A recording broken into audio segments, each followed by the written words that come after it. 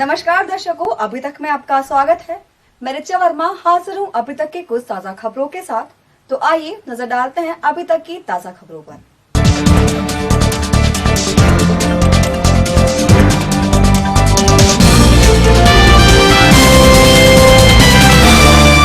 जनपद में कोरोना संक्रमण के 19 नए मामले मिले। जिले में कोरोना संक्रमण के कुल मामलों की संख्या बढ़कर पहुंची 586। प्राइवेट स्कूलों में पढ़ने वाले बच्चों के गार्जियंस को जमा करनी होगी फीस, लेकिन स्कूल ने फीस के लिए नाम काटा तो होगी कार्यवाही। जिला अधिकारी रमाकांत पांडे ने दी जानकारी। चांदपुर में दिखा अभी तक चैनल की खबर का असर। गंदगी से अटे नालों की खबर दिखाने के बाद पालिका प्रशासन ने शुरू कराया नालों की सफाई का अभियान। धामपुर का खंड शिक्षा अधिकारी कार्यालय बना शराबियों का अड्डा। स्कूल और कार्यालय परिसर में मिला शराब की बोतलों का ढेर। हिंदू युवा वाहिनी के कार्यकर्ताओं ने किया हंगामा। कोतवाली प्रभारी निरीक्षक ने बुलाई थाना स्टाफ की बैठक। सभी पुलिस कर्मियों को मास्क और ग्लव्स पहनकर ड्यूटी करने के निर्देश दिए। कालागढ़ में एक स्कूल के पास मिला विशालकाय अजगर। रेस्क्यूअर दीपक ने अजगर को पकड़कर जंगल में छोड़ा। धामपुर विधायक अशोक कुमार राणा ने उमरपुरा आशा गांव में रविदास धर्मशाला के लिए दी 21,000 की सहायता राशि। गाजियाबाद में पत्रकार की हत्या के विरोध और हत्यारों को पकड़वाने की मांग को लेकर नजीबाबाद में पत्रकार संघ एकता मोर्चा के पत्रकारों ने उपजिलाधिकारी को सौंपा ज्ञापन। नगीना पुलिस ने टॉप 10 अभियुक्त सुहेल को किया गिरफ्तार। अभियुक्त सुहेल पर आधा दर्जन से ज्यादा मुकदमे हैं दर्ज। सिहोरा पुलिस ने बाजार में चलाया चेकिंग अभियान। दुकानदारों को सैनिटाइजर, मास्क और ग्लव्स का इस्तेमाल करने की हिदायत दी। संभल की गुन्नौर पुलिस ने हत्याकांड में वांछित चल रहे अभियुक्त को किया गिरफ्तार। मुरादाबाद में करोड़ों खर्च कर बनाया गया डियर पार्क अपनी बदहाली पर बहा रहा आंसू। देखभाल न होने की वजह से बदतर हुई पार्क की स्थिति।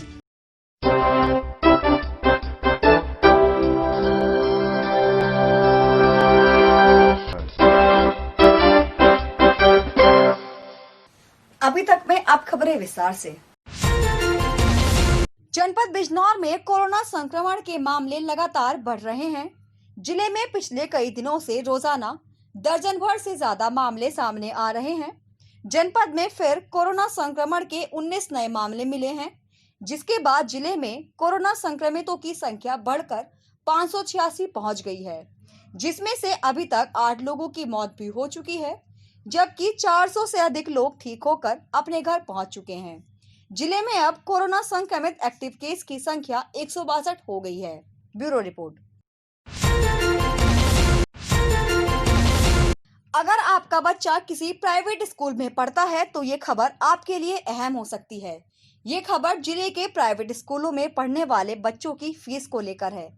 दरअसल प्राइवेट स्कूलों में फीस माफी और जमा करने के असमंजस में पड़े गार्जियंस को शासन की ओर से फिलहाल कोई राहत के आदेश नहीं है। बिजनौर जिलाधिकारी रमाकांत पांडे ने ये जानकारी सार्वजनिक की कि जिसमें प्राइवेट स्कूलों में पढ़ने वाले बच्चों की फीस जमा करने के निर्देश दिए गए। इसका मतलब साफ है कि अगर आपका बच्चा किसी भी प्राइवेट स्कूल में पढ़ता है तो आपको उसकी फीस जमा करनी होगी। ये जानकारी देते हुए जिलाधिकारी ने साफ कहा कि कोई भी स्कूल फीस के लिए किसी बच्चे का नाम नहीं काट सकता और न ही सारी फीस एक साथ जमा करने के लिए दबाव बना सकता है। साफ है कि अगर आपका बच्चा किसी प्राइवेट स्कूल में पढ़ता है और आपने उसकी फीस जमा नहीं की है तो आप फीस जमा करने के लिए तैयार रहें, जिसे आप स्कूल की सहमति के हिसाब से एक साथ या फिर अलग अलग भी जमा कर सकते हैं। केशव चौहान की रिपोर्ट। पूनम चौधरी व अन्य 180 लोगों द्वारा पूछा जा रहा है कि जब स्कूलों को खोलने के आदेश नहीं हैं तो बार बार फीस के लिए परेशान क्यों किया जा रहा है। अभिभावक अपनी समस्या किससे कहें। देखिए, स्कूल फीस लेकर के आपके बच्चों को पढ़ाते हैं, उनके द्वारा फीस लिया जाना भी आवश्यक है, उनको अपने टीचर्स को तनख्वाहें देनी है। जो बात कही गई है वो स्पष्ट कर दूं, वो ये है कि किसी भी अभिभावक को अपने बच्चे की फीस देने के लिए दबाव नहीं डाला जाएगा। आशय ये है कि अगर किसी ने फीस इन 3 महीनों में नहीं जमा की तो उस बच्चे का नाम नहीं काटा जाएगा। यह बिल्कुल नहीं है कि आपको भविष्य में भी कभी फीस नहीं देनी पड़ेगी। ये आपके और आपके विद्यालय के बीच की चीज़ है। फीस देने के लिए दबाव बनाना इस आशय का कि नहीं तो नाम काट दिया जाएगा या और कोई मुश्किल पैदा की जाएगी, यह मना किया गया है। तमाम विद्यालयों ने फीस डेफर कर दी है कि साहब इस महीने नहीं तो अगले महीने, या 3 महीने की एक साथ नहीं, एक महीने की। ये आपके और विद्यालय के बीच की बात है। प्रशासन का संबंध सिर्फ जहाँ तक है वो ये है कि आपके बच्चे का नाम फीस न जमा करने की वजह से नहीं काटा जाएगा। इसके लिए हम सभी विद्यालयों को हमारी तरफ से निर्देश हैं। बाकी फीस अल्टीमेटली आपको सामान्य परिस्थिति में देनी ही पड़ेगी।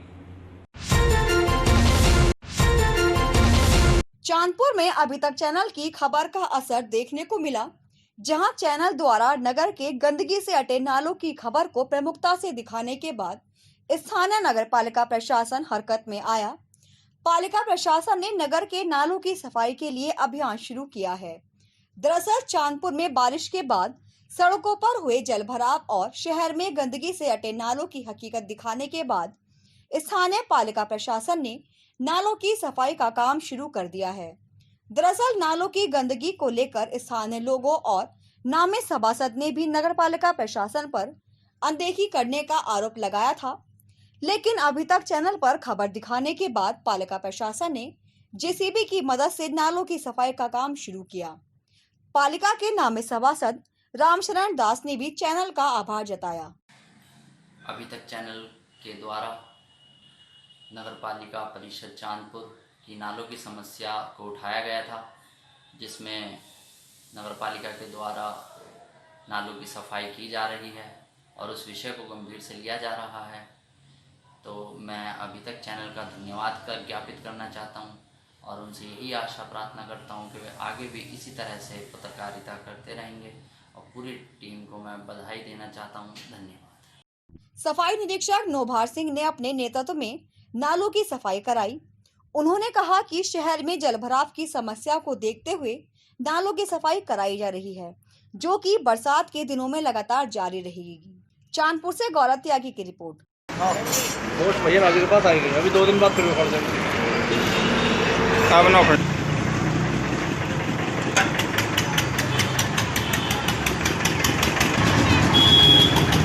इंस्पेक्टर साहब, ये सफाई अभियान चल रहा है, क्या पूरा मामला है? ये भैया हमने लॉकडाउन में भी कराई थी, इसमें नालों की सफाई हुई थी एक बार, अब पुनः कराई जा रही है। वर्षा ऋतु शुरू हो गई है तो शहर में जो जल भराव की समस्या उत्पन्न हो रही है उसको मद्देनजर देखते हुए कराया जा रहा है। ये दिशा के अधिकारी श्री अनुज कौशिक जी के निर्देशन और मार्गदर्शन में ये सभी नालों की सफाई कराई जा रही है। कब तक चलेगा ये अभियान? ये वर्षा ऋतु के निरंतर चलेगा, वर्षा ऋतु है। कहाँ कराई गई आज सफाई? ये आज बास्टर रोड के सबसे जो शहर का मुख्य नाला है उस पर सफाई कराई जा रही है 2 जेसीबी द्वारा, और मैनुअल लेबर भी काम कर रही है। इसके अलावा ये नूरपुर रोड का नाला है, ये भी सुबह के अंदर में साफ कराया गया है। हिंदू युवा वाहिनी के कार्यकर्ताओं ने अब सरकार की छवि खराब करने का प्रयास करने वाले सरकारी अधिकारियों कर्मचारियों के खिलाफ मोर्चा सा खोल दिया है। इसी के चलते हिंदू युवा वाहिनी के मंडल प्रभारी डॉक्टर NP सिंह के नेतृत्व में संगठन के कार्यकर्ता नगर के खंड शिक्षा अधिकारी कार्यालय पहुंचे। संगठन के कार्यकर्ताओं ने खंड शिक्षा अधिकारी पर कमीशनखोरी का आरोप लगाया। इस दौरान खंड शिक्षा अधिकारी कार्यालय परिसर से भारी तादाद में शराब और बियर की खाली बोतलों का भी भंडार मिला। दरअसल इसी परिसर में कई स्कूल भी संचालित हैं। आरोप है कि खंड शिक्षा अधिकारी कार्यालय शराबियों का अड्डा बन चुका है, जहां कार्यरत अधिकारी कर्मचारी दिन भर शराब पीने का काम करते हैं और बिना कमीशन के कोई भी विभागीय काम करने को तैयार नहीं होते। सूचना मिलने पर पुलिस भी मौके पर पहुंची। हिंदू युवा वाहिनी के मंडल प्रभारी डॉक्टर NP सिंह ने कुछ अधिकारियों पर सरकार की छवि खराब करने का आरोप लगाया और थाने पहुंचकर कोतवाली प्रभारी निरीक्षक रंजन कुमार शर्मा से शिकायत भी की। धामपुर से प्रमोद कुमार सैनी की रिपोर्ट। दूसरा, यहाँ आपका कोई दिगंबर सितंबर या कोई दरोगा वहाँ के वो पेड़ खुड़वा रहा। सरकार तो पेड़ लगवाने में पेड़ स्थल के जितनपुर के आओ प्रधान जी, इधर आओ, जितेंद्र बनवाया ना, पर से पेड़ उखाड़े यहाँ पे धामपुर में बीओ ऑफिस को करीब 2 महीने पहले एबीएस ऑफिस से एक चेक दिया गया था नसीर दिवाला गांव के लिए, लेकिन केवल कमिश्नर खोरी के चक्कर में एबीएस ने वो चेक गांव को नहीं दिया। एक शिक्षा समिति होती गांव के अंदर, उस शिक्षा समिति का उद्देश्य काम ये होता कि स्कूल में या जो उसके ऑफिस है या बच्चों के लिए कोई भी जरूरत होती है इसको पूरा करते हैं, लेकिन इन्होंने अपनी हठधर्मिता के दिखाते हुए वो चेक नहीं दिया। वहाँ परेशानी आ रही है और इनका ये है कि मेरे यहाँ से सामान लो, सामान मैं खरीदवा के दूंगा, जबकि ये होता सामान समिति खरीदेगी, उसकी जांच ये करेंगे, जांच कहीं गलत पाई जाती तो वो बात की चीज़ होती, वो काम इनका होता है। लेकिन बीओ इतनी हठधर्मिता। दूसरा, यहाँ पे जितने भी ये सब ये है, ये आप देखेगा यहाँ का पूरा ये फील्ड है, ये कितनी भूकंप की घास है, खेत वाली घास है।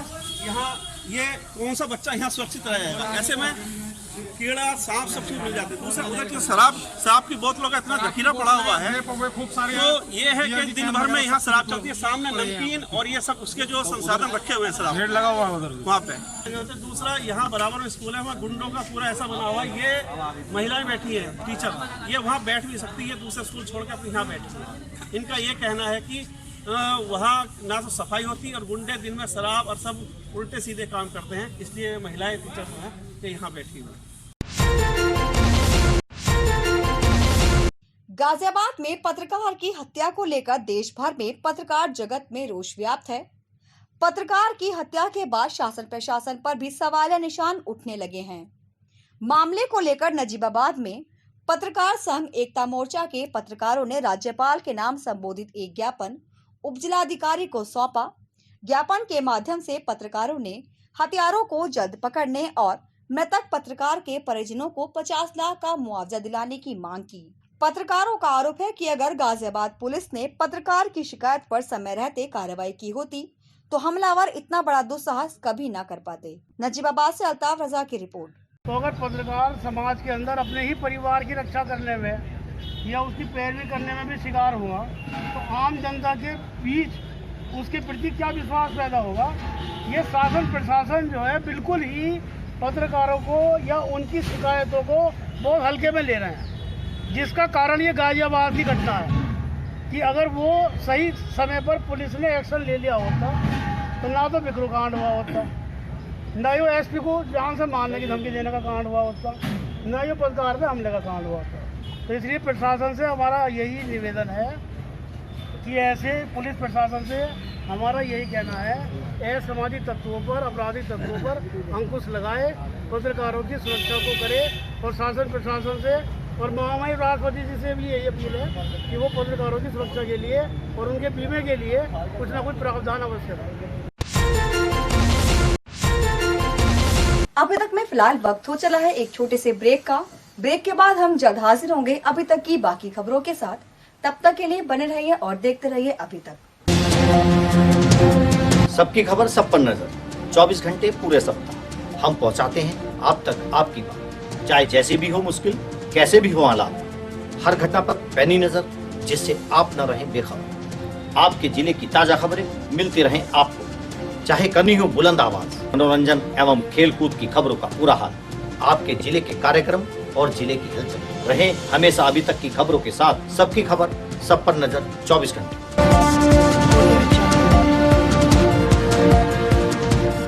ब्रेक के बाद हम एक बार फिर हाजिर हैं अभी तक की बाकी खबरों के साथ।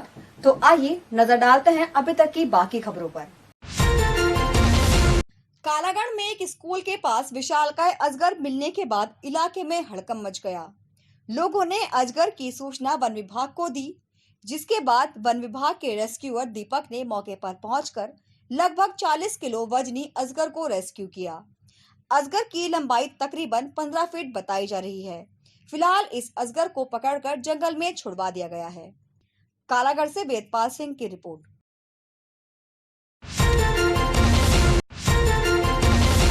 संभल की गुन्नौर पुलिस ने एक हत्याकांड में वांछित चल रहे अभियुक्त चंद्रकेश को गिरफ्तार कर लिया है। पुलिस ने अभियुक्त के पास से 315 बोर का तमंचा और 2 कारतूस भी बरामद किए हैं। पुलिस क्षेत्राधिकारी ने खुलासा करते हुए बताया कि चंद्रकेश ने अपने साथियों के साथ जाफरपुर निवासी संजू उर्फ संजय की गोली मारकर हत्या कर दी थी। पुलिस चंद्रकेश के 2 साथियों को पहले ही गिरफ्तार कर चुकी है, जबकि चंद्रकेश इस मामले में वांछित चल रहा था, जिसे अब गिरफ्तार कर जेल भेज दिया गया है। घटना है, एक मारपीट में एक व्यक्ति की हत्या हो गई थी, गोली मार करके संजू की हत्या हो गई थी। उसी वांछित चला था, उस समय मुकदमा पर संख्या 575/20 दर्ज हुआ था। तत्काल में 2 मुलजिम पकड़े गए थे, उनको जेल भेजा गया था।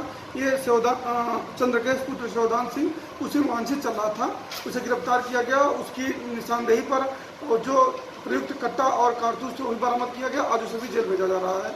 अभी तक 3 आरोपियों को जेल भेजा चुका है और भी वांछित चल रहे हैं। उनकी गिरफ्तारी के लिए टीम बनाई गई है और दबिश टीमें लगातार चल रही हैं। जैसे ही और गिरफ्तारी होती है उनको भी जेल भेजा जाएगा। उत्तर प्रदेश सरकार द्वारा मुरादाबाद में करोड़ों रुपए खर्च कर लोगों के मनोरंजन के लिए बनाया गया डियर पार्क सही देखभाल न होने के कारण अब अपनी बदहाली पर आंसू बहा रहा है। दरअसल सालों पहले यूपी सरकार ने करोड़ों खर्च कर रामपुर रोड पर नदी किनारे डियर पार्क का निर्माण कराया था। इस पार्क में काफी झूले लगाए गए थे। लोगों के खाने पीने की सुविधा के लिए पार्क में रेस्टोरेंट भी बनाए गए थे। वन्य जीवों को बाड़े बनाकर रखा गया था। शुरुआत में पार्क में कई जानवर भी थे, लेकिन बजट में कमी के चलते पार्क की सही देखभाल नहीं हो पाई और पार्क में मिलने वाले जंगली जीव अब महज दीवारों पर बनी पेंटिंग्स तक सीमित रह गए। बदहाली के चलते पार्क एक अव्यवस्थित जंगल सा बन गया है।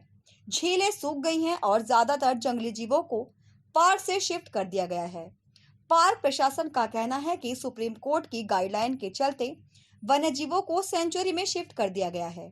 मुरादाबाद से आलम वारसी की रिपोर्ट। सर, मुरादाबाद का एक डियर पार्क है जो मनोरंजन का बेहतर साधन था, मगर कुछ समय से उसकी हालत बहुत ख़राब है। क्या कारणवश है और उसमें क्या आगे किया जा रहा है सर? उसमें पहले जो है विभिन्न विभागों के सहयोग से तत्कालीन जिलाधिकारी ने जो है उसमें कुछ इंटरवेंशन करके उसमें किया था, लेकिन जो है उसमें जो एनिमल के बाद में जो है जो रूलिंग आई सुप्रीम कोर्ट की, कोई भी एनिमल को डिस्प्ले में नहीं रख सकती बिना अनुमति के। तो चूँकि वो जो एनिमल थे वहाँ पे एक मनोरंजन का साधन था, लेकिन उनको मतलब वो रिजर्व फॉरेस्ट था और उसमें मतलब कुछ टेक्निकल इशूज़ थे जिसकी वजह से उसको बंद करना पड़ा।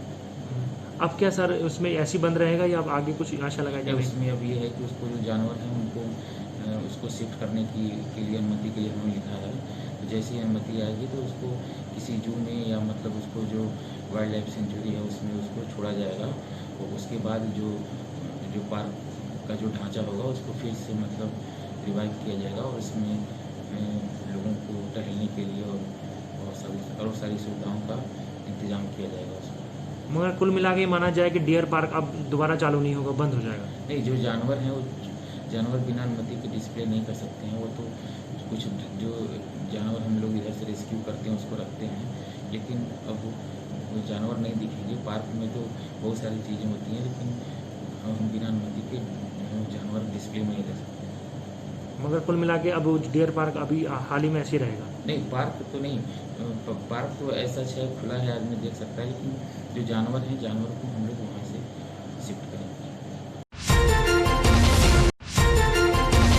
खबरों में आज के लिए बस इतना ही। हम कल फिर हाजिर होंगे अभी तक की बाकी खबरों के साथ। तब तक के लिए बने रहिए और देखते रहिए अभी तक। नमस्कार।